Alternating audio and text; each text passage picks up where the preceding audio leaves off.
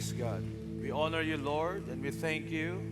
We bless you. We give you the highest praise. Salamat, Panginoon. Once again, palakpakan natin si Lord, the best. Let's give Him the highest honor that He truly deserves. Oh Lord, you are amazing. Thank you, God. Thank you, Jesus. Thank you, Holy Spirit. Panginoon, maraming salamat sapagkat kayo po'y Diyos na kailanman ay hindi nagbago. Di kami iniwan, ni minsan, Panginoon, di kami pinabayaan. Salamat, Lord God, for this wonderful day. Thank you, Lord, for an excellent weather for today, that we can truly worship you with all our hearts. At salamat din, O Diyos, sa inyong presensya na amin pong damang-dama. Pagpasok pa lang namin sa lugar na ito, Panginoon, we truly believe naririto ang inyo pong kapangyarihan. Salamat, Lord God. At ngayong araw na ito, Panginoon, kami po'y nagbubukas ng aming puso't isipan. Lord, if there's any iniquity, kung may nakikita kayong kasalanan sa aming puso, sa aming buhay, kami po ay humihingi ng tawad at nagpapalinis ng inyong banal at makapangyarihang dugo. Hayahan niyo pong isuot niyo sa amin ang baluti ng katwiran, Panginoon. And Lord God, today, we will experience great blessings from you. Lord, hindi lamang kami mai-inform ngayong araw na ito, but we will be transformed by your word from glory to glory. Lord, ngayong araw na ito, dadaloy po ang kagalingan, ang kasaganaan, Panginoon, ang kalayaan, ang kagalakan, Panginoon, at higit sa lahat, aagos ang masagana at matinding pagpapala mo sa buhay ng bawat JA1 family, even those who are watching and worshiping with us in the online church. Kaya salamat muli, Lord God, tinatas namin sa inyo ang buong araw na ito. Kayo lang ang may taas, Panginoon. Hayaan niyo pong bawat salita niyo ay matanim ng malalim sa aming puso. May isabuhay namin ito at magkaroon ng transformation sa bawat desisyon, sa bawat mga bagay-bagay na aming gagawin, Panginoon. We honor you, Lord. Hayaan niyo po, lalabas kami sa lugar na itong hindi lang puno, kundi nag-uumapaw pa ng inyong kapangyarihan at ng inyong presensya at ng inyong salita. Again, we love you, Lord. We love you, Jesus, and we love you, Holy Spirit. In Jesus' name we pray. Everybody say, Amen and Amen. May be seated, please.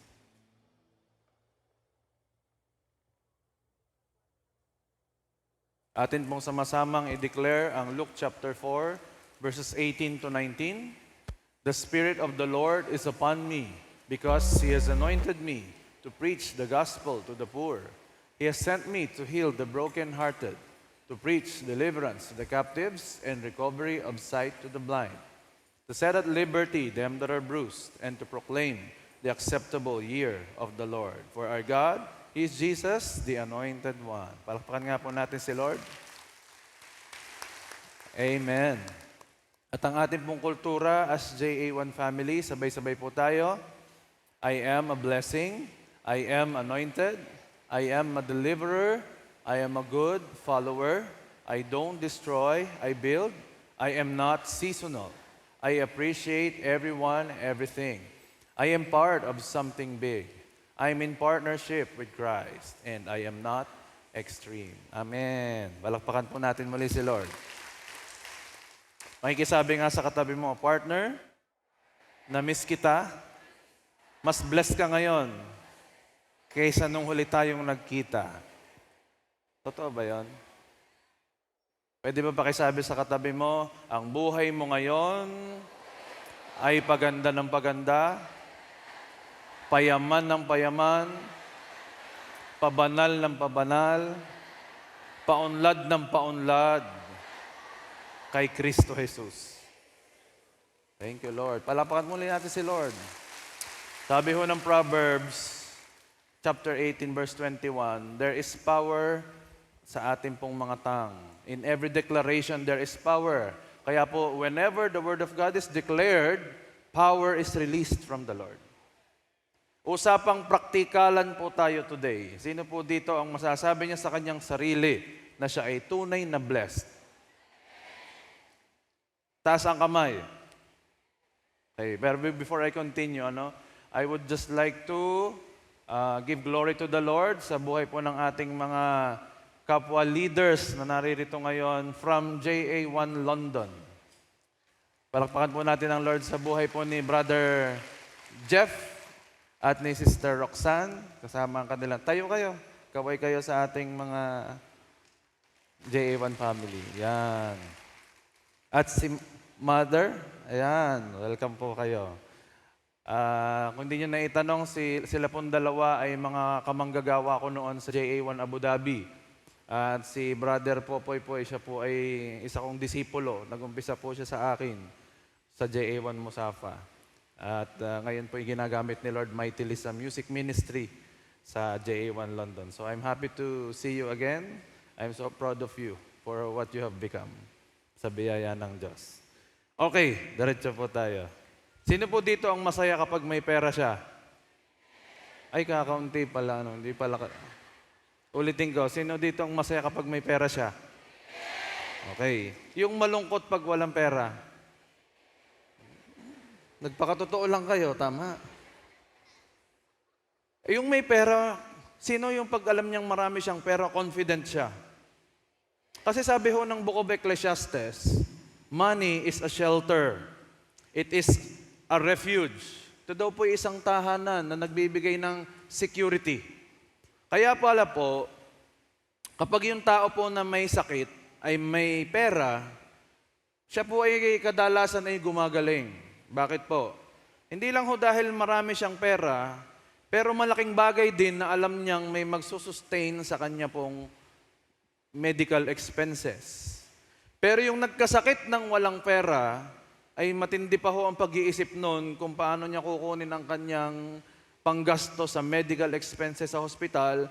Kaya sa halip na gumaling, lalo yatang nahihirapan at baka nadadagdagan pa ang sakit. Buti na lang ang JA1 family ay lagi na lamang maunlad, malakas ang katawan, amen. At hindi lang yon, maraming pera. Kaya nga po ang ating Apostle Bishop ay nag-adhika sa Panginoon na magkaroon ho tayo ng malaking parking space. Kasi pinaghahandaan na ho namin ng inyo pong mga bagong sasakyan.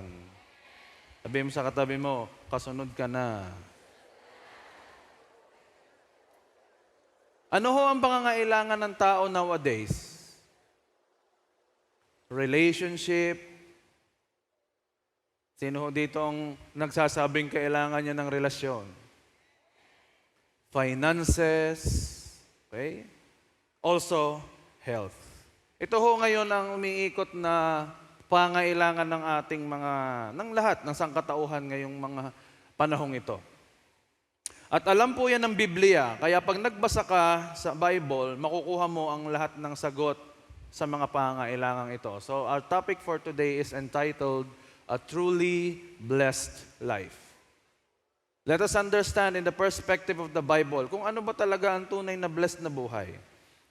Sa Biblia po, ang salita na heaven ay binanggit 577 times. Wow, ang dami, no? Ang salitang hell ay binanggit only 54 times. Pero yung salitang relationship, binanggit po ito 759 times. Ganon kahalaga ang relasyon. At ang money, binanggit 2,350 times. Ganon kaseryoso si Lord pagdating sa usaping pera. Hindi lang kung paano magkaroon nito at kundi kung paano ingatan ito. At ang health, sinamabi din po ito 138 times. So, ibig sabihin, pag multiple times sinabi sa Biblia, it is very, very important for us to learn. Kaya po, kailangan matutunan po natin, how does the Bible look on a person's blessing or a blessed life? Ito po ang katotohanan ng pera. Pag-aralan natin the money truths. Una, money is neutral. Hindi siya masama, hindi rin siya mabuti. Depende yan sa naghahawak nito. Tingnan mo yung motor. Yan po yung neutral din.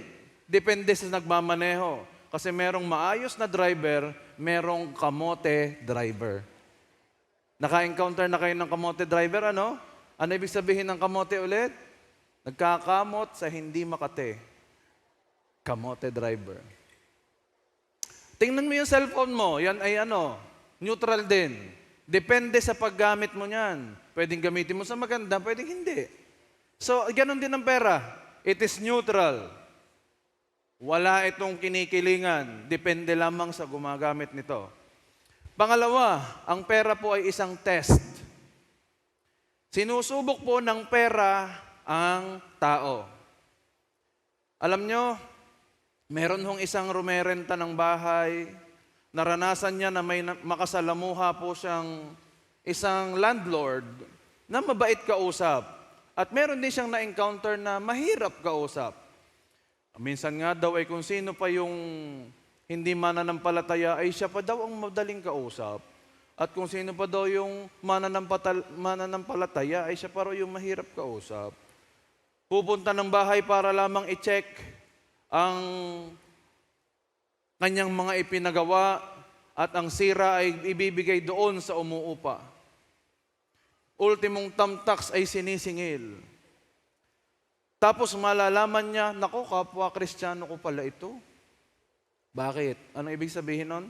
Ang pera po kasi ay tester ng ating mga karakter.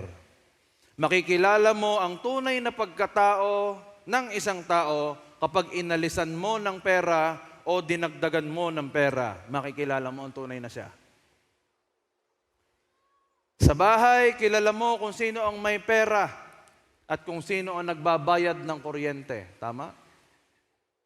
Siya yung tagapatay ng electric fan at tagapatay ng ilaw sa inyo na may kasamang, sino na naman dito nag-iwan ng... Siya yung nagbibilin sa mga nagbubukas ng rep. Kaunti lang ang bukas ha. Huwag masyadong tagalan kasi malakas sa kuryente. Yan yung tagasara lagi ng pinto kapag ka ang aircon ay bukas.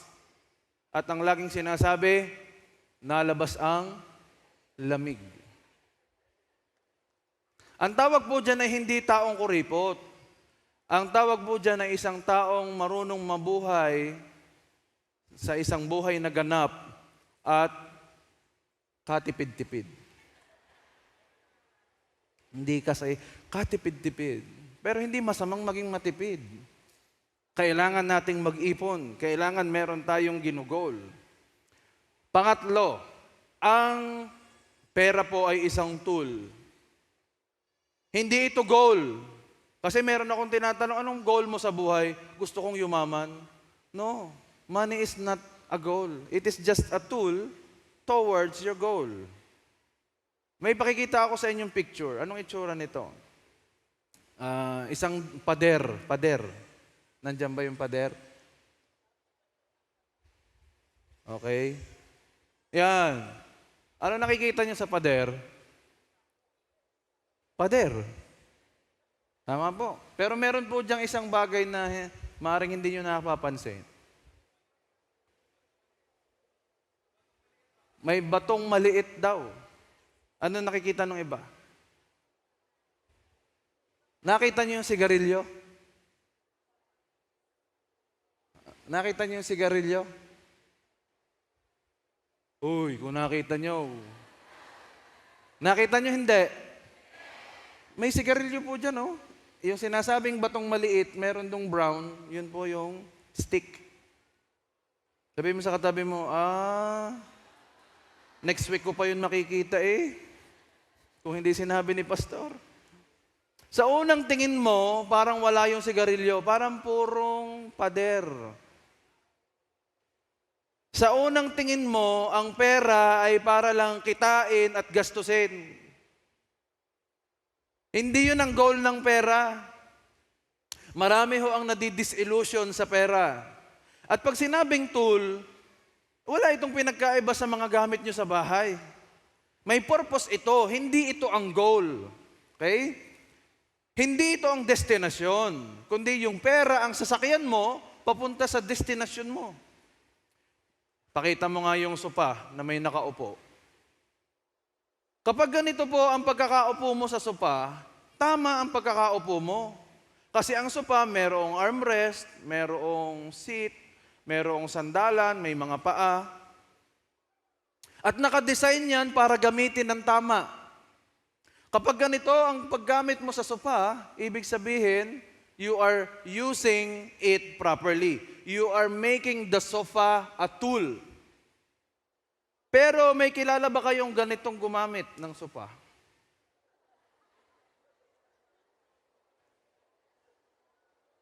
Sabi mo sa katabi mo, parang ikaw ang topic ngayon. Kaya nga may upuan, ay di uupuan, ay bakit ka dun gusto laging umupo sa armrest? At pagtatagal, yung armrest na yan, bibigay. Alam niyo kung anong tawag dyan? Tanongin niyo kung ano? Abuse. Kapag ganyan ang gamit mo sa sopa, inaabuso mo yung sopa. Kasi hindi mo ito ginagamit ayon sa purpose nito. Ganyan din ang pera. Pag hindi mo ginamit ayon sa purpose nito, inaabuso mo. When money realizes that it is in good hands, it wants to stay and multiply in those hands. Kaya depende kung sino hahawak ng pera eh. Kasi doon madidetermine kung siya'y magmumultiply o masusubtract. At kapag na-realize daw ng pera na siya'y nasa mabuting kamay, wala itong magawa kundi i-multiply niya ang kanyang sarili.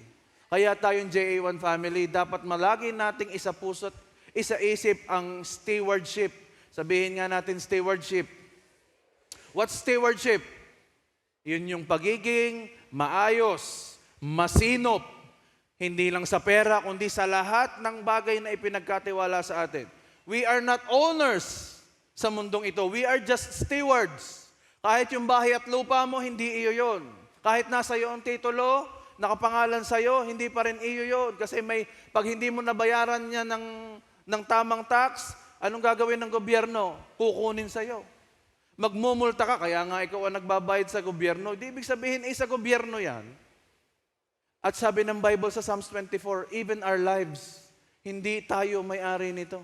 Ito'y pag-aari lahat ng Diyos. Ano lang ang tayo natin? We are stewards. You are either a good steward or a bad steward.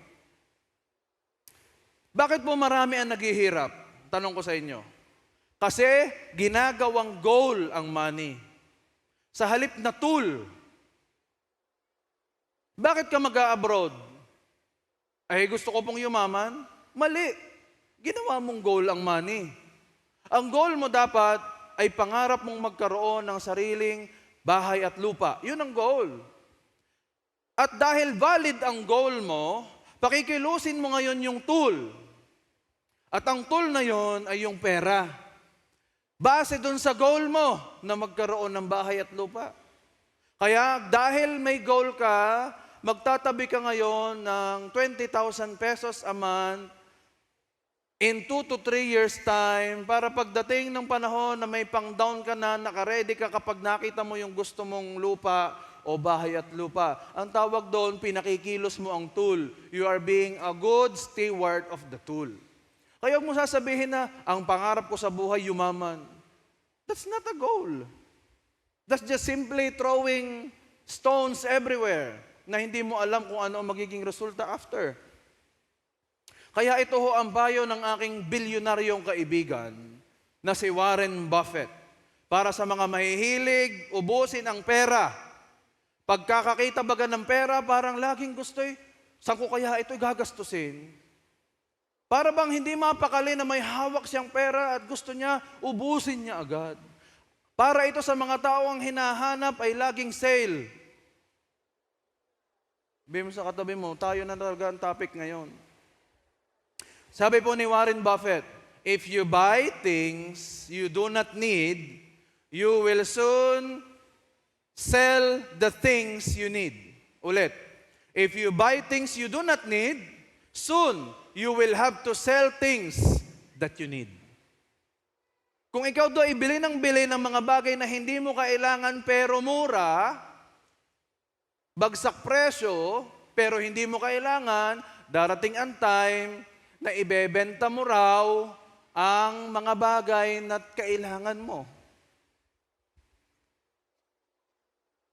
Because we are not being a good steward. Yan po'y sabi ni Warren Buffett. Nag-umpisa ka, naglalakad ka lang. Medyo umalwan ang iyong buhay, bumili ka ng bike. At medyo kumikita na ng maganda, nagkaroon ng motor. Medyo lalong kumita ng maganda, yung motor naging kotse. Dati, kung magluluto ka, kailangan magdikit ng kahoy o uling. Tapos medyo nakaluwag-luwag, bumili ng gasolito. Alam niyo yung gasolito? Meron pa ba nun ngayon? Tapos nakaluwag-luwag uli, bumili ng dual burner. Tapos nung makaluwag-luwag na uli, bumili ng induction cooker.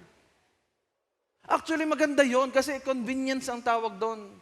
Gumagaan ang buhay ng tao. Gusto natin yon at gusto ng Lord gumaan ang buhay natin. Ayaw ng Diyos na hanggang ngayon, kung kaya mo namang bumili ng induction cooker, ay bakit ka pa nagtitiis sa uling? Ay anong pinupuntos mo, pastor? Ang pinupuntos natin, minsan, we want convenience kasi akala natin convenience is a better quality of life.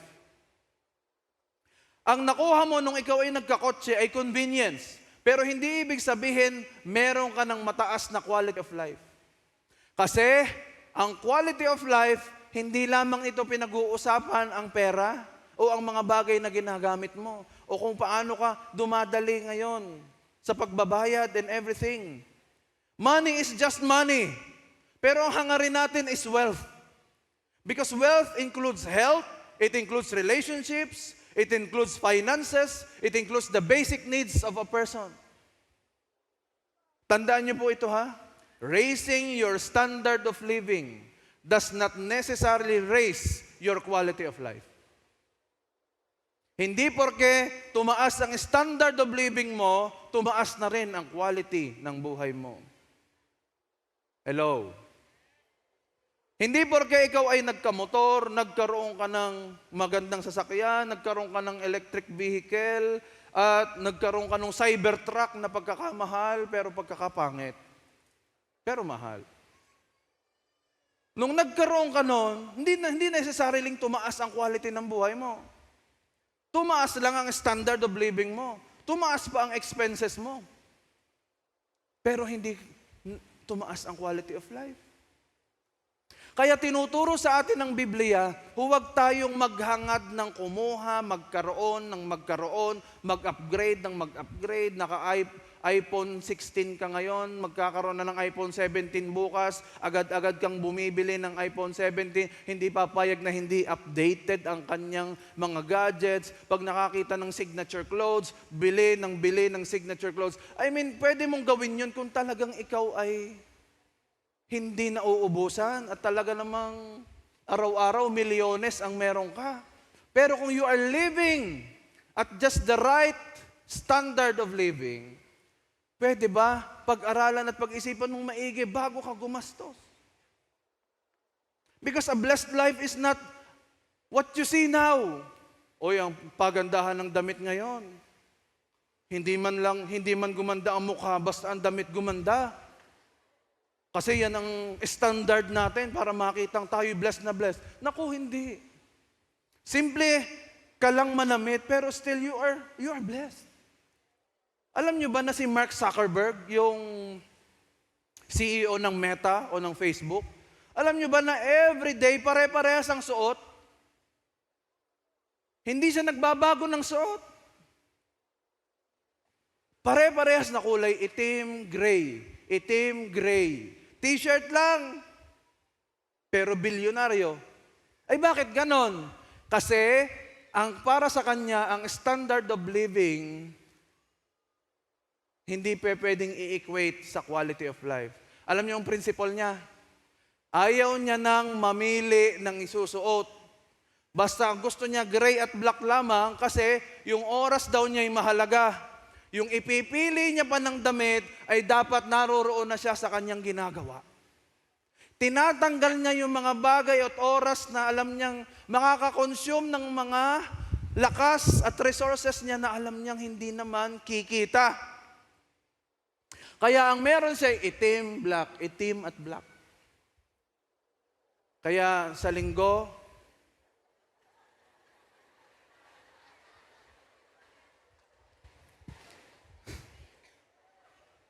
Buong taon, naka-block tayo. Ang tanong ay ito, when is enough enough? Kailan sasabihin ng isang tao, ako'y pagod na, hindi na ako mag-a-accumulate ng mga bagay, kasi kapag ako'y nag-a-accumulate, ako rin ang namomroblema. Kailan sasabihin ng tao ganon? Kailan mo sasabihin, hanggang ngayon na lang ako mag-a-accumulate ng ari-arian, ng maraming pera. Ikaw ba'y naglalagay ng kota? May sinet ka bang limit? The Bible is warning this dalawang tao. Isang warning at isang challenge. Ang unang warning ng Bible para sa mahirap, warning for the poor. Okay? Hindi ito para sa inyo kasi kayo mayaman eh. Amen? Hindi kayo makarelate dito kasi mayaman kayo. Pero pakinggan din ninyo para hindi kayo maghirap. 1 Timothy chapter 6 verse 9.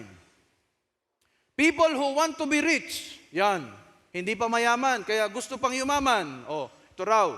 People who want to be rich, bring what?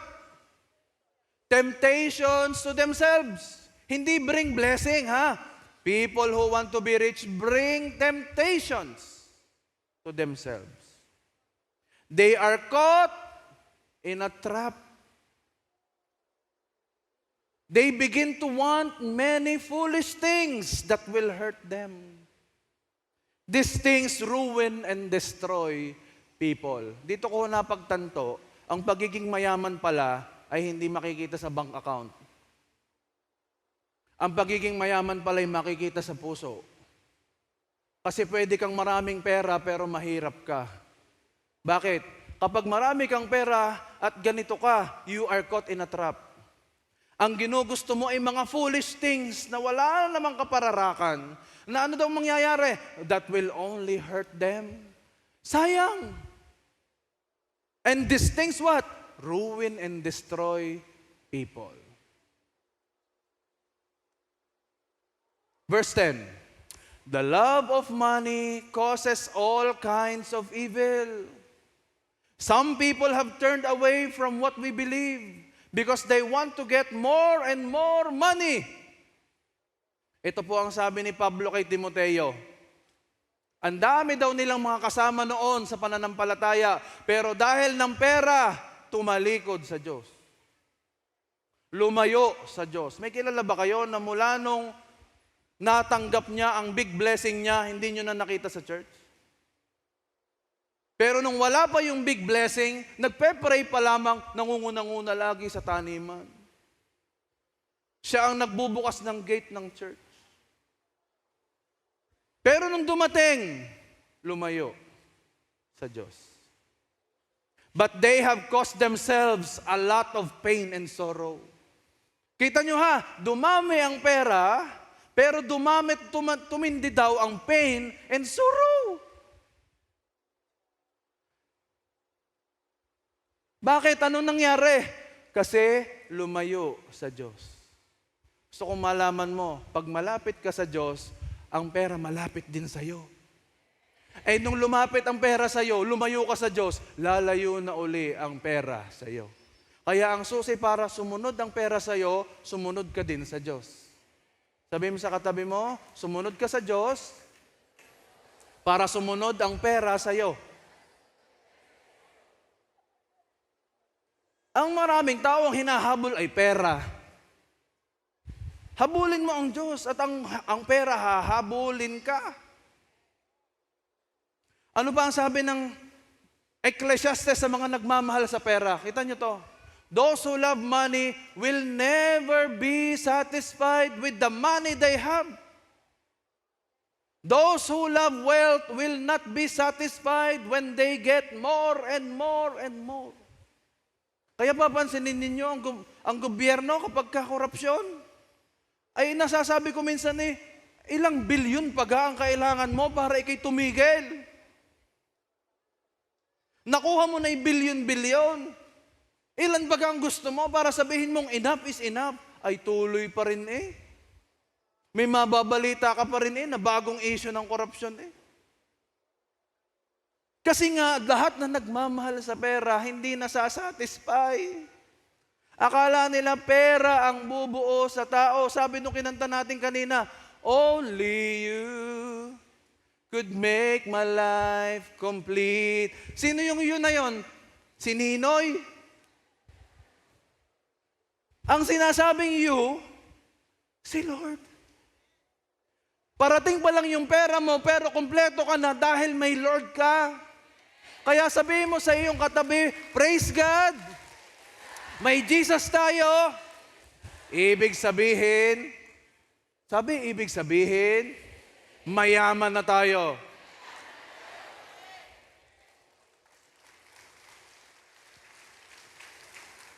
Verse 11, the more wealth people have, the more friends. Oh, the more friends they have to help spend it. Naku, dumadami ang kaibigan, pare, kumusta ka na? Talagang grabe. Pero nung wala ka pa patingin-tingin lang na ganyan. Ano daw gagawin ng mga so-called friends na yon? Kaya nga may ganun eh. Kasi hindi totoong friends. Ano daw gagawin? Tutulungan kang gastusin. Pag may nakikitang pera sa iyo, kaya wag mo laging ipa-flash kung saan-saan sa social media ang iyong mga pinagkakagastusan o yung iyong kinikita o ang iyong travel getaway o ang iyong mga kinakain sa masasarap na lugar.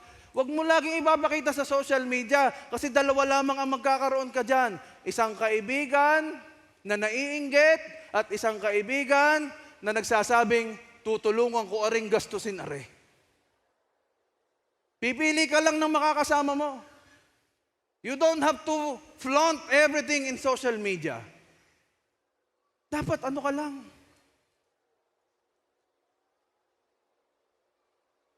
So gusto mo bang tumaas ang quality of life mo? Hindi lang standard of living. Kasi ang standard of living, palabas yun at saka convenience lang yun. Ang gusto natin, quality of life. May sagot po ang Bible. 1 Timothy chapter 6, verse 6. Ano sabi dito? Devotion to God is, in fact, a way for people to be, what? Laksin ng kaunti. Sabihin natin, very rich. Bakit ka puro rich ang pinipreach mo, pastor? Ay sabi nga ng ating apostle, lang namang i-preach natin kahirapan. Kasi nga, kagustuhan ng Diyos na kapag ikaw ay devoted sa Kanya, yan pala ay daan o tulay para ikaw ay naging napakayaman. Pero merong kondisyon, hindi doon natapos. But only if it makes them satisfied with what they have. Contentment with godliness.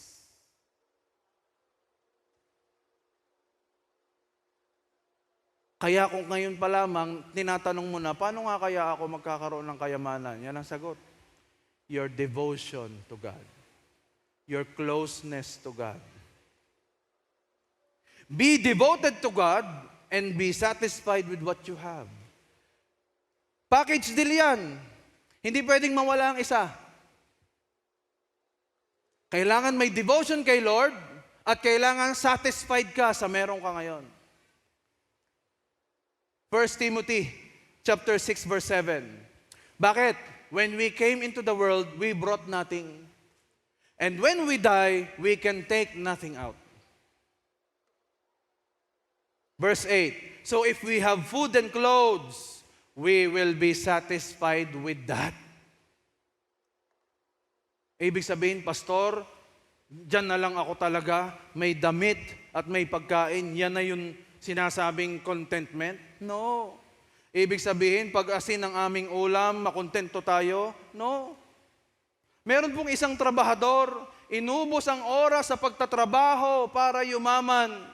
Tapos nung mayaman na, yung kanyang naipon, kasya lang pala sa kanyang pang-ospital. At worse, pampalibing. Ano bang iniipon mo? Ano bang pinagtatrabahuhan mo ngayon? Pang-ospital? O pampalibing? Tanungin ko kayo, bakit kayo nagtatrabaho ng ganyan? Ang gabi ginagawang araw at ang araw ginagawang araw pa din. Hindi na natutulog. Bakit ganyan? Ano bang, para saan ang inyong kinikitang pera? Pang ospital? Well, kung pang ospital, ituloy nyo lang. And eventually, pampalibing na rin yan.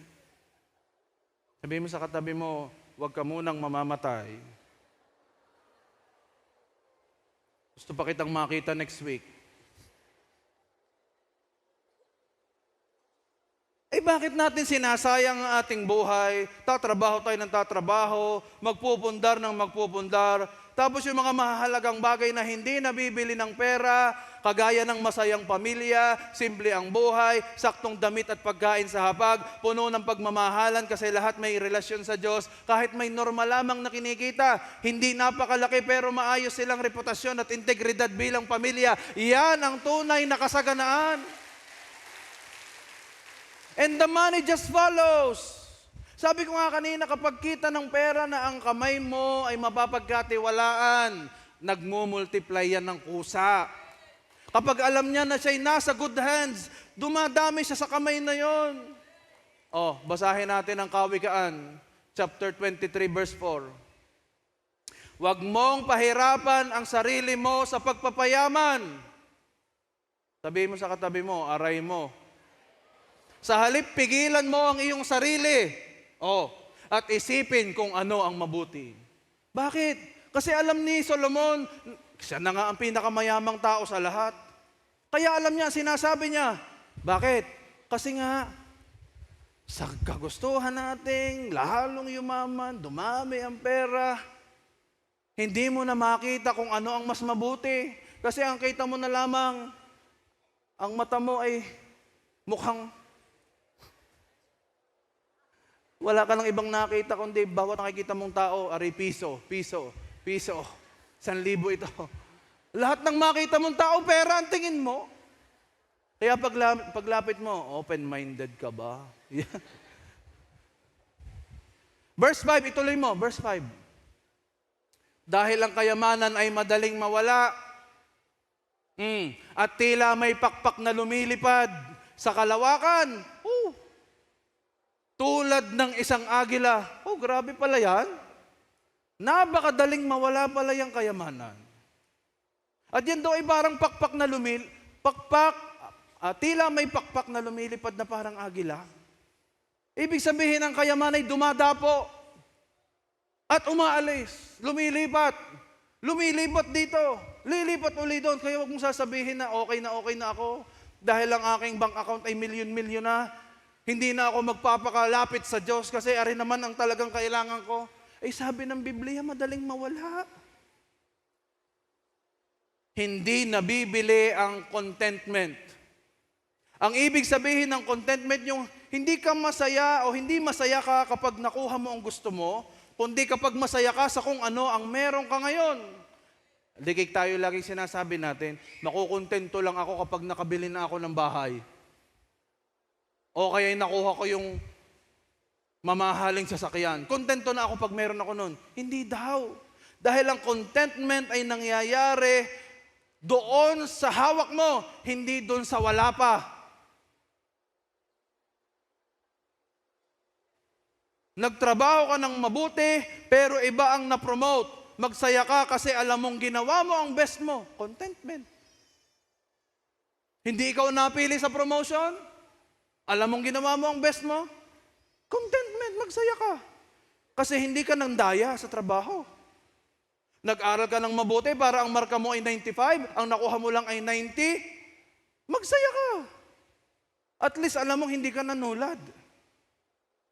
At binigay mo ang best mo. Nag-practice ka ng the best sa contest na sasalihan mo, tapos hindi ka nanalo, wala kang dapat sisihin o pagsisihan, kung alam mong you gave your best effort. Huwag mo nang silipin kung, nagkadayaan.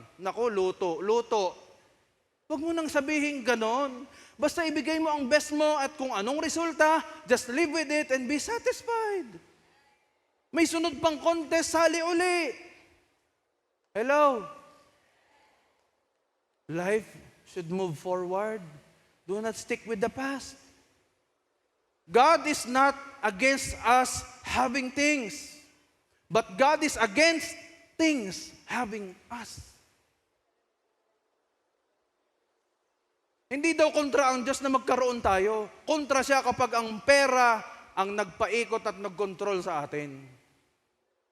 Driven ka na nung iyong kagustuhang yumaman lang yumaman.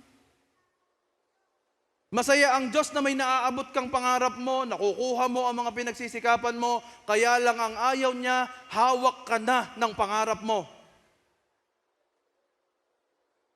Akala mo, pangarap mo yung inaabot mo? No. Minsan hindi mo napapansin, hawak ka na pala sa leeg ng mismong pangarap na hinahangad mo. Bakit nalilimutan mong maging kontento? Truly blessed life, number 1. Pleasing God is our ultimate pleasure. Ang tunay na blessed life ay ito. You please God and He must be your ultimate pleasure. Kapag hindi ka masaya na napiplease mo ang Diyos, then you are not blessed. Simple. Pero kapag ang pleasure mo at ang saya mo ay kapag napapangiti mo si Lord sa pamamagitan ng iyong buhay na nakukontento, marunong maging masaya, marunong tumanggap ng pagkatalo, marunong mag-move forward at hindi nakahawak sa nakaraan, ibig sabihin, you are truly blessed. May challenge na isa pa. Challenge to the rich. Ito, para sa inyo lahat to. Makinig po kayo. Kanina may warning sa poor. Ngayon, may challenge naman sa rich. Ano daw yon? 1 Timothy chapter 6. Warn the rich people of this world not to be proud or to trust in wealth that is easily lost. Makinig mga mayayaman kong kapatid. Huwag ka daw magiging mayabang or magtiwala doon sa kayamanan na madaling mawala. Hindi lang nawawala, madaling mawala. Ang gaganda ng relo Nung walang relo, ganun sumamba. Nung nagkarelong maganda, ganun. Mahal yan. Praise the Lord. Kaya tingnan mo sarili mo pag sumasamba ka, baka nakaganon ka pa. Nung ang bag mo ay eco bag, lagi kang nakaganong ka, naglalakad. Nung nagkaroon ng mga capital letters na LV, Luisito Villanueva, abay talaga namang ikaw, mahal yan. Praise the Lord. Pinagsabay mo pa. Sabi dito, huwag kang maging mayabang kasi mawawala sa mayabang ang yaman. Kung sabi ng Batanggenyo, magaling na daw ang walang yaman, basta may yabang. Ay garne ang nangyayari sa mga mayayabang na mayaman. Kapag ikay mayabang, nawawala ang yaman. Amen? Mayaman pa ba yung katabi mo? Tanungin mo nga, mayaman ka pa ba? So ibig sabihin, hindi yan mayabang. Ay mayaman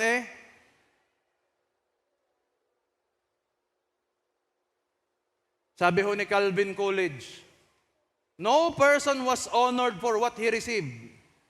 Honor has been the reward for what he gave.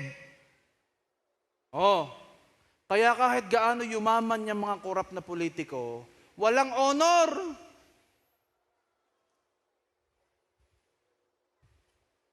Walang legacyng maganda. Honor has been the reward for what he gave. Ang honor pala ibinibigay doon sa magaling magbigay, doon sa marunong tumulong at magsakripisyo. Of course, not all politicians are corrupt. I am not saying it at nilalahat ko. Marami ding politiko ang mababait. Lalo na yung mga nasa JA1 family nating politicians. Nariyan sina Pangulo. Mga hindi corrupt yan. Kumukurap na ganon.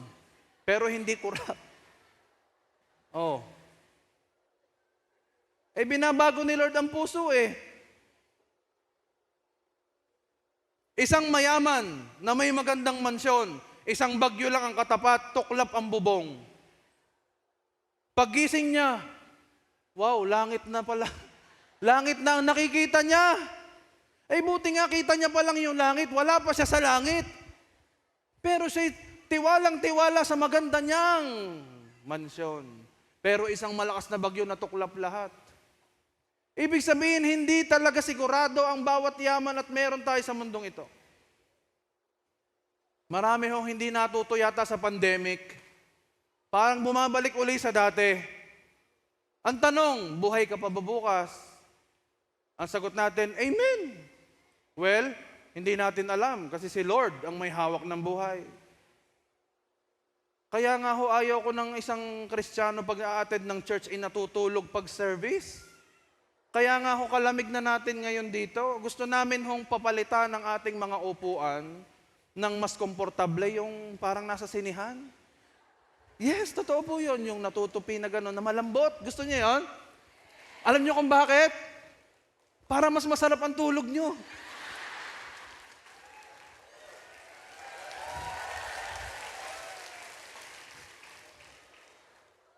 Kaya lang nagdadalawang isip po kami talaga. Kasi pagka masarap ang tulog niyo, ang iba, pag nagising, nasa langit na. Ayaw ko hong kayo'y magkaganon.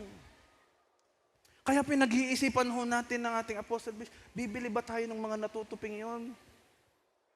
Sabi mo sa katabi mo, magkakaroon pag hindi ka natulog. Ay, pag yan ho'y na may nakita naming may natutulog, next Sunday, baklas na lahat. Tatayo lahat tayo, buong service.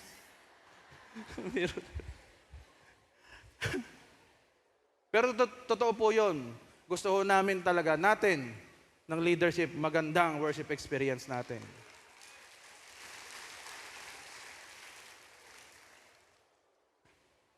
Second Corinthians chapter 10 verse 17. Gaya ng sinasabi ng kasulatan, kung mayroong nais magmalaki, ipagmalaki na lang niya kung ano ang ginawa ng Panginoon.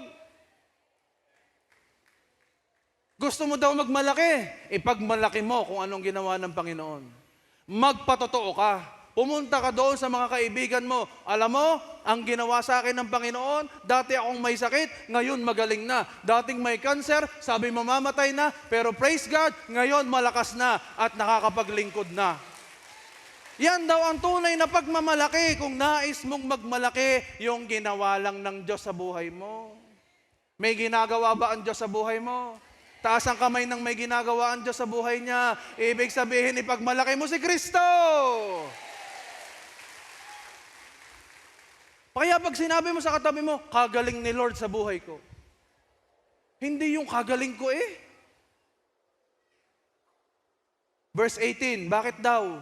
Sapagkat nalulugod ang Panginoon sa taong kanyang pinupuri at hindi sa taong pumupuri sa sarili. Amen? Magmayabang, magmalaki sa ginawa ng Diyos sa buhay mo. 1 Timothy chapter 6 verse 17. Tuloy natin. Tell them to have faith in God, who is rich and blesses us with everything we need to enjoy life. Sabi sa mayayaman ganito, magkaroon kayo ng pananampalataya sa Diyos.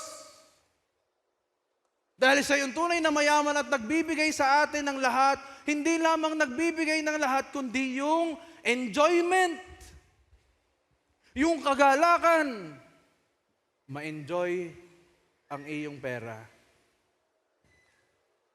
Hindi lang kailangan maging rich, ang kailangan ma-enjoy mo yung wealth. Aanin mo kung marami kang pera kung ikaw ay nasa banig ng karamdaman. Di ang nag-i-enjoy yung iyong mga kasambahay. Hindi ka makakain ng lechon kasi kinain mo na agad bawat piyistahan sa inyong barangay ay iyong pinupuntahan at lahat ng lechon nilalantakan mo. Aywan ko baga. Kaya nung ikaw ay nagkota na ang katawan mo sa lechon, hindi ka na makatikim ngayon. Sabi mo sa katabi mo, hinay-hinay lang sa kain. Tingnan niyo ang inyong mga tiyan.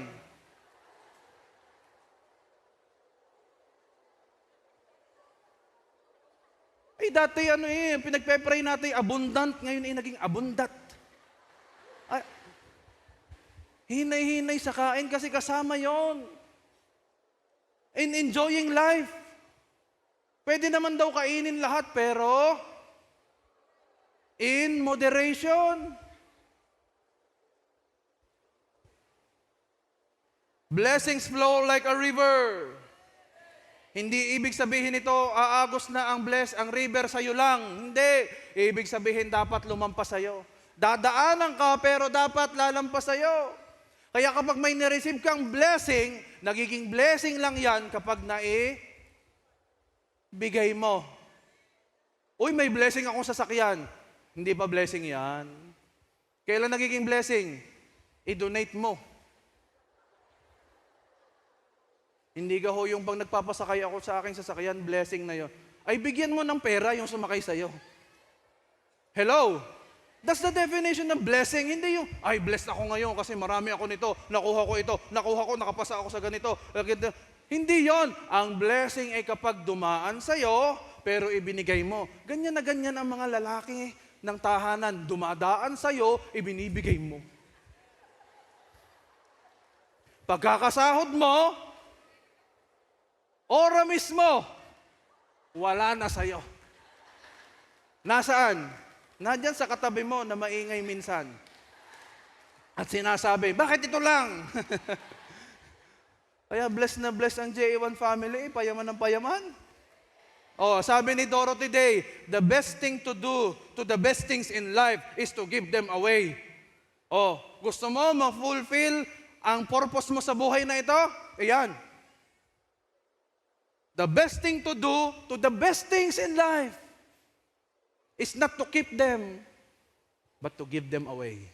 Kung ikaw ay merong mga sapatos na hindi na nagagamit, ipamigay mo. Kung may mga damit ka, tambak, wag mo na lang ibenta, ibigay mo na. Ang dami ngayon nangangailangan.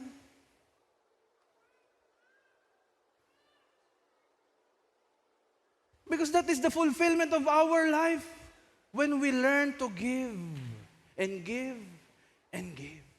At kapag yun ang heart mo na mag-give ng mag-give, ang Diyos ang galing magpadala ng ipagbibigay mo sa iba. Maniniwala kayo sa akin, lahat ng kilala niyong mapagbigay mayaman.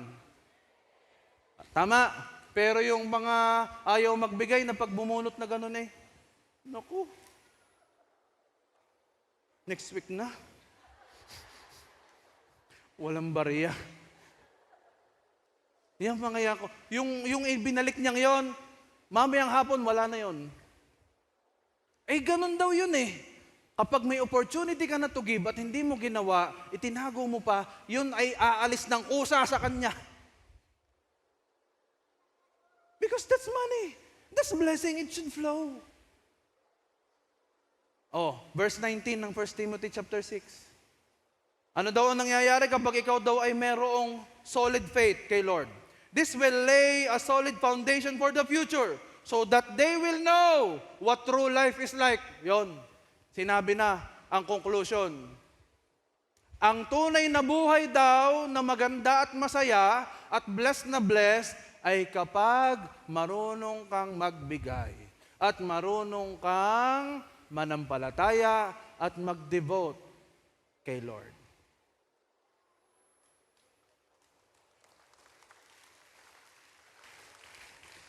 Sabi ni Winston Churchill, dami kong kaibigan ngayon na maraming sinasabi, we make a living by what we get, but we make a life by what we give. Totoo yun. Gusto mo magka-purpose ang buhay mo? Sino dito gustong malaman ang purpose ng buhay niya?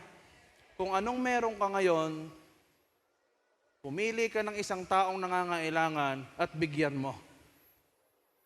Gumanong ka ngayon sa katabi mo. Sige, tagalan mo lang. Mamaya, bibigay din yan.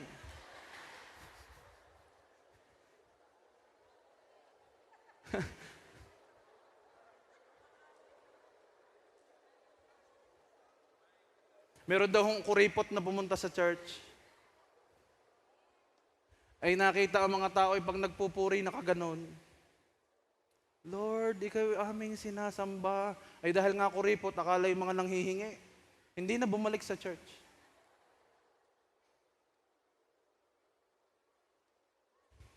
Open your hands, come on. Buksan nyo kamay nyo. Sino ang binibigyan? Yung bukas ang kamay o yung sarado? Ganyan na kayo hanggang mamaya ha. At mamaya baka may magbigay nga, ay siya. Gusto ko lang i-share sa inyo yung experience ko sa Abu Dhabi before. Ako yung batang-batang pastor pa noon wala pa akong sasakyan. Bagong dating ako sa Abu Dhabi, ako'y walang kapera-pera nung panahon yun, hindi pa nasweldo. Binata pa ako noon. Offering na, ako'y pastor. Offering na, ako'y walang pang-offering. Pagka pa akong ganun ako, naiwan ko ang wallet ko sa bahay. Pagdukot kong ganun, meron akong 100 dirhams, pero yun lang ang meron ako. Imagine niyo yung pastor, walang pera. Ganun eh. Gayong pala pag walang pera, minsan malungkot na. Pero subukan mong maraming pera yan. Ganyan yan. Kaya kayo, pag naglalakad, nakaganon, kasi wala namang nakakahalata. Ganyan lang kayo. Bakit? Kasi pag nakaganyan ka, talagang dadating ang pera dyan eh. Pero pag nakaganon ka, pati pera naaawa sa'yo, ayaw lumapit. Kaya dapat nakaganyan ka. Dala mo. Ito na, pagdukot kong ganon, yun lang ang pera ko. Ang isip ko, maraming may sasakyan naka-church, sasabay na lang ako sa kanila. Dala-dala ko ngayon ng 100, yabang ko, no? May mga masasabayan ako pa uwi. Bigay ko nga, Lord, salamat. Kayo ang magpo-provide ng aking sasakyan pa uwi. Nako po, nung uwian na, tinanong ko lahat ng may sasakyan, ay lahat ay may lakad pa. Wala akong pamasahe pa uwi. Ang kawawang pastor, walang pera. Wala. Ang init pa nun, ang hirap pala nun, talagang nakakaawa ang ramdam mo sa sarili mo. Nasa abroad ka, pero parang pakiramdam mo, ikay pulubi. Lalakad akong ganyan. Ang init pa naman ng araw, pawisan-pawisan ako. Habang ako'y naglalakad, sabi ng Lord sa akin ay, dahil ikaw ay nagbigay, binigay mo ang lahat, wala kang itinira. Hindi niya alam, ako'y lungkot na lungkot. Dahil akala ko may sasakyan pa uwi, wala pala. Pagdaan ko ngayon, pagtingala ko, kasi mga building po yun, ng mga residential, pagtingala kong ganyan, parang may nalalaglag na ano. Lapit ako ngayon, paglapit ko, yung dating pawis ko, nawala. Pagtingin ko, 250 dirhams. Galing sa langit. Yung 100 na ibinigay ko sa Diyos, kaya kayo wag magmamakuripot sa Diyos. Pag si Lord din lamang at si Lord ang pinag-usapan, ibigay nyo na dahil ang ibabalik niya sa iyo times 10, times 100, times 50 sa ibinigay mo. Kaya nga kapag yung iba, pagka may mga nagsasabi, nagbigay po kami sa Lord ng isang semento, ang ibinigay po sa amin ng Diyos, isang bagong bahay. Eto na, ang tagal ko doon. Sabi siguro ng Lord, alis na, swapang na yan. Kasi nag-aabang pa ako, baka meron pa eh. Hindi ko alam kung may nahulugan. Basta nagkaroon ako eh. At pagdating ko sa may kanto, naroon ng ibang kapatiran. Sabi ko sa kanila, dating nakaganon, nakaganito na. Saan tayo ngayon? Libre ko kayo. Hindi nila alam, nalimot ko lang yung pera. Anong ibig sabihin? Kapag ang anak ng Diyos na totoo, na sumasamba't hindi nananangan sa kayamanan niya, ang Diyos ay hindi napapakaling bigyan siya. Ano mang paraan gagawin ng Diyos para ikaw ay magkaroon. Kasi hindi papayag si Lord na ang kanyang mga anak ay naghihirap. Ikaw ay payaman ng payaman, pasagana ng pasagana. Kaya kung may sinasabi ang Diyos sa'yo, anak, yan ay para sa akin, huwag mong kukunin. Kasi pag binigay mo yan, binitawan mo, bibigyan kita ng mas marami kaysa dati. Sabihin mo sa kaliwat kanan mo, tayo yon, tayo yon. Hindi ko malilimutan ng experience na yon. Kaya kayo, pag napapadaan kayo sa mga building, dahan-dahan lang kayo. Kasi hindi nyo alam, baka may buti sana kung papel, kaso bariya ang pumatak. Sabihin mo sa kalimat kanan uli, ang buhay mo'y payaman ng payaman. At ito na ang mangyayari sa mga multi-millionaires na JA1 family. 2 Corinthians chapter 9 verse 8, at magagawa ng Diyos na ibigay sa inyo ang higit pa sa inyong mga pangangailangan para sa lahat ng panahon ay maging sapat kayo sa lahat ng bagay at lagi ninyong matutulungan ang iba. Ito ay mangyayari sa bawat JA1 family. Ibibigay daw ang higit pa sa pangangailangan para sa lahat ng panahon ay maging sapat kayo sa lahat ng bagay at lagi ninyong hindi natapos na sapat ka lang sa lahat ng bagay. Hindi natapos na ikaw ay mayaman lamang. Ang sabi doon, yumaman ka din dapat sa mabubuting gawa upang lagi mo ding matutulungan ang iba. Amen?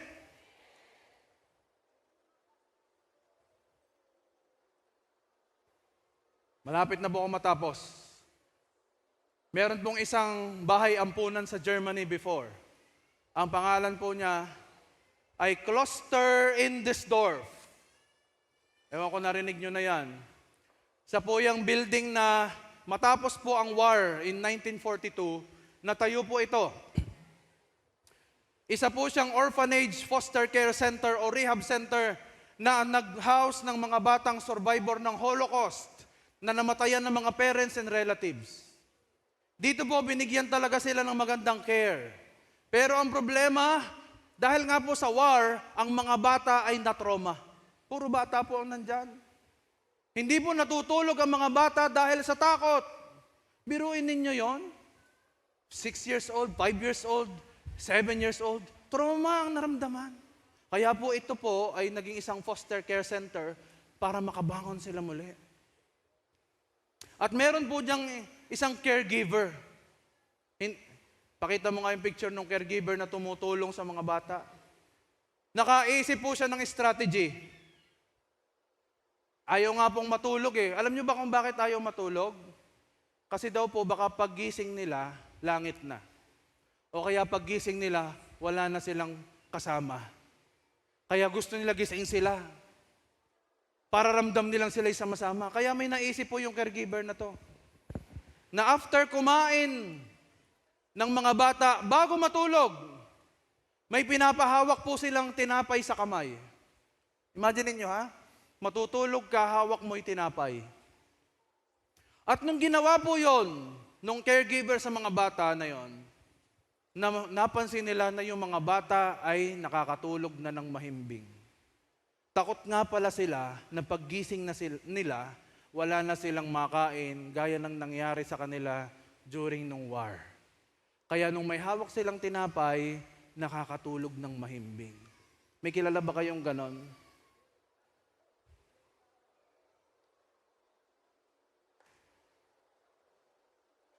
Number 2, truly blessed life ay ito. Blessing others is our ultimate measure. Gusto mong sukatin ang blessed life mo? Ito ang sukatan ngayon. How do you bless others? Parang tayo lang din. Hindi tayo makatulog kakaisip ng dapat gawin sa buhay. Kung paano tayo bukas paggising. Pero ang mensahe ni Lord ay ganito.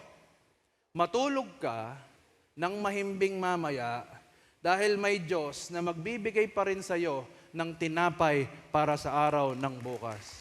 Wala nga pong trabaho, matulog ka dahil may Diyos na magbibigay sa iyo ng tinapay bukas. Nagkukulang nga po, nalugi po sa negosyo, matulog ka dahil may Diyos na magbibigay sa iyo para sa araw ng bukas. Give us this day our daily.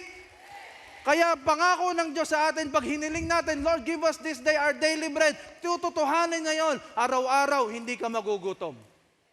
Walang trabaho, araw-araw, hindi ka magugutom. Sabi nga sa binasa natin kanina, higit pa sa iyong pangangailangan para matulungan mo ang iba. Tayo lang kasi ang masyadong nagwo-worry sa mga bagay-bagay. Matulog ka kasi.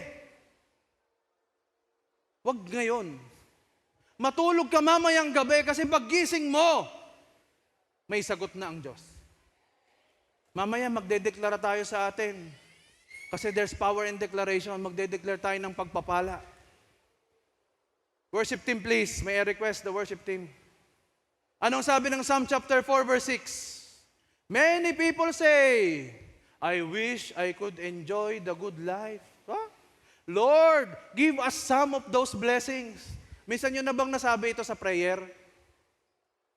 Na sinabi ninyo, I wish I could enjoy the good life. Lord, sana kagaya din ako nung katabi ko, maganda ang buhay.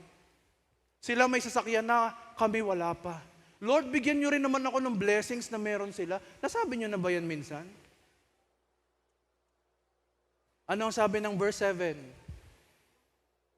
But you have made me happier than they will ever be with all their wine and grain. Ano daw ang nagpasaya doon sa tao? Yung wine and grain? Yung enjoying life ng blessings? Ano nagpasaya? You have made me happier. You. Him alone. Him, Jesus, our Lord alone will make you happier than anything in this world. At anong dulo nito? Gusto ko ito ang prayer ninyo. Sabihin ninyong prayer ito sa mga anak nyo bago kayo matulog. Let this be your declaration. Psalm 4 verse 8. When I go to bed, I sleep in peace. Because Lord, you keep me safe. Bago ka matulog mamaya, sasabihin mo sa iyong sarili, when I go to bed, I sleep in peace. Because Lord, you keep me safe. Safe na ang future mo. Safe na ang future ng mga anak mo. Safe na ang future ng generations to come mo. Safe na ang future mo sa negosyo. Safe na rin ang future ng edukasyon ng mga bata. Safe ka na kasi dapat matulog ka kasi ang Diyos kailanman hindi ka pagkukulangin o paghihirapin. Dahil sinabi na niya, ibe-bless ka niya para maging blessing ka rin sa iba. Kasi kung hindi ka ibe-bless ni Lord, walang magiging extension ng blessing niya sa iba. Kaya sabihin mo ngayon, Lord, dito naman.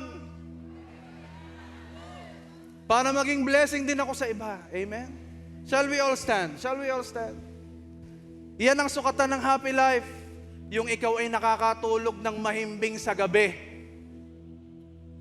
Ay hindi nga ako makatulog, ang daming worry, ang daming anxiety, ang daming inaalala, hindi alam ko saan kukuha bukas. Sabi ni Lord, ang role mo matulog, hindi mag-isip. Pag gabi na, hindi yan para mag-isip. Oras na yan para matulog. At pag hindi ka natulog, ikaw ay magkakasakit. At pag ikaw ay nagkasakit, nako, lalong malaking problema. Kaya kapag ikaw ay tinutokso ng kaaway na maging negative, mag-isip ng pangit, anong gagawin mo? Lord, when I go to bed, I sleep in peace because you, Lord, keep me safe. At ang Diyos, bibigyan ka ng masarap at mahimbing na pagtulog na paggising mo sa araw ng bukas, may tinapay ka uli. Hindi mo alam kung saan nanggaling. Pwedeng palaglagin ng Diyos ang pera sa langit para lang bigyan ang kanyang mga anak.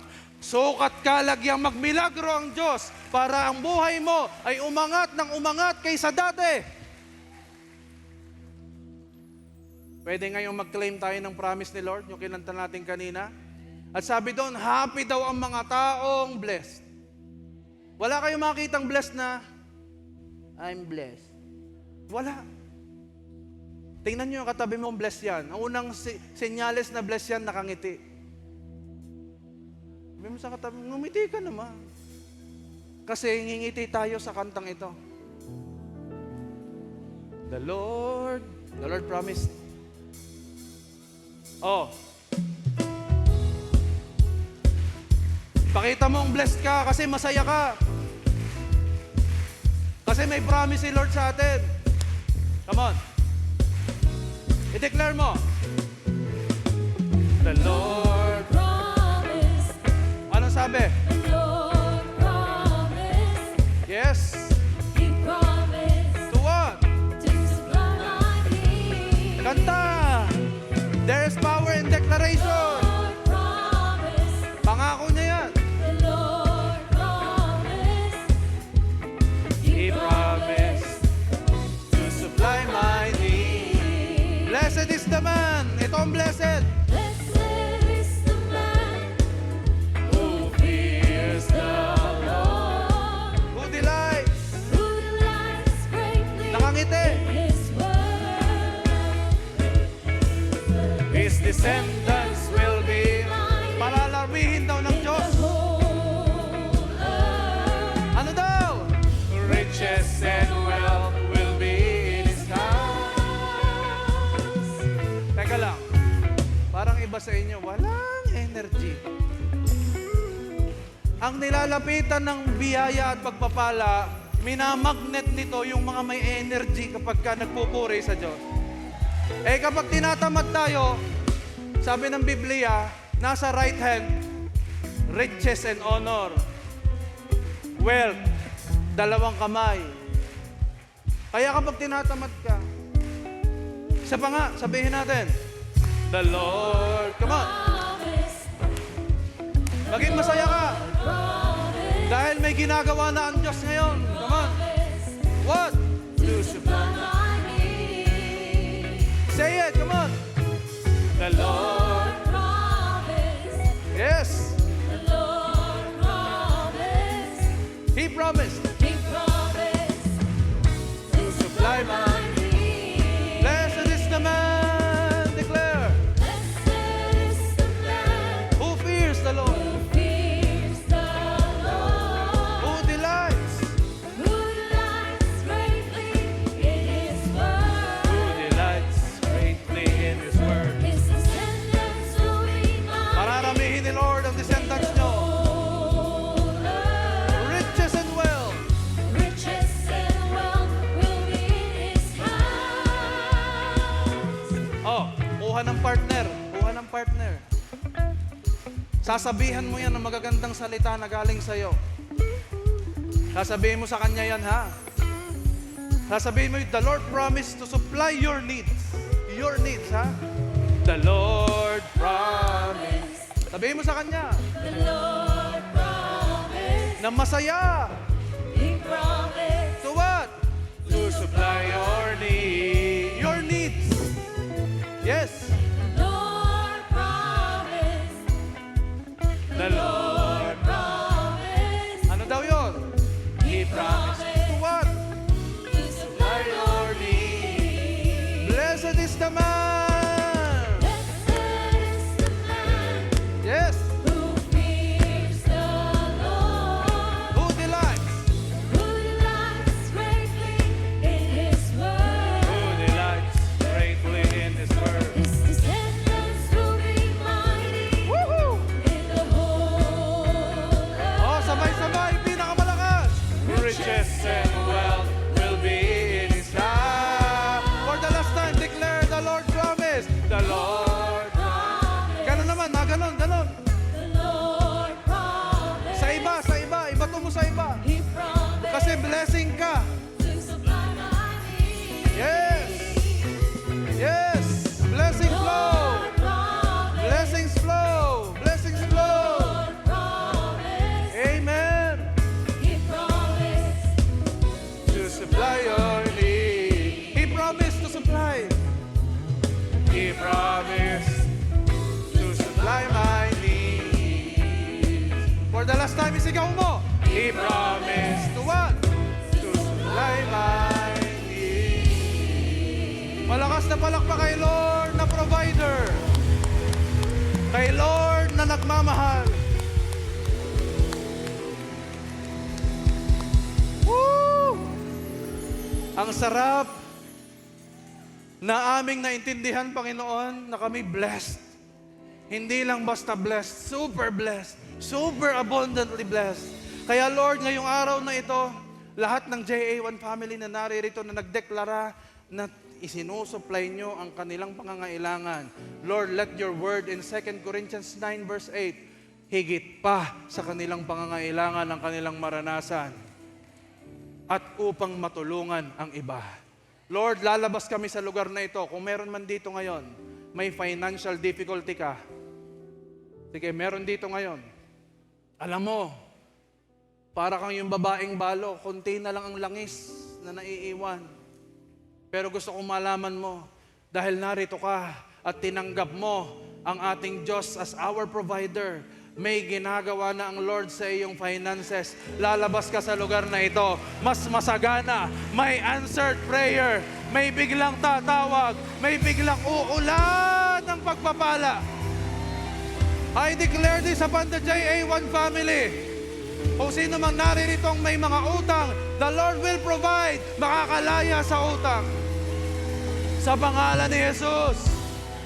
Lord, lahat ng may negosyo, pagpapalain nyo mga negosyo upang maging blessing sila sa marami. Lord, lahat ng may trabaho, lahat na nag-a-abroad, pagpapalain nyo ang kanilang mga trabaho. Promotion and increase flow. Provision and supply will flow. We will be living in the overflow. In Jesus' name. Salamat, Lord. We claim the victory. At ibinubulsa namin ngayon. Sige, ibulsa nyo. Ilagay nyo sa bag nyo ang masaganang pagpapala. Para paglabas nyo, dudukutin nyo yan. At itutulong nyo rin sa iba. Sige, ilagay nyo lahat. And God will provide. Everybody say, I am super blessed. In Jesus' name. Say amen. And amen. Malakas na palakpak kay Lord.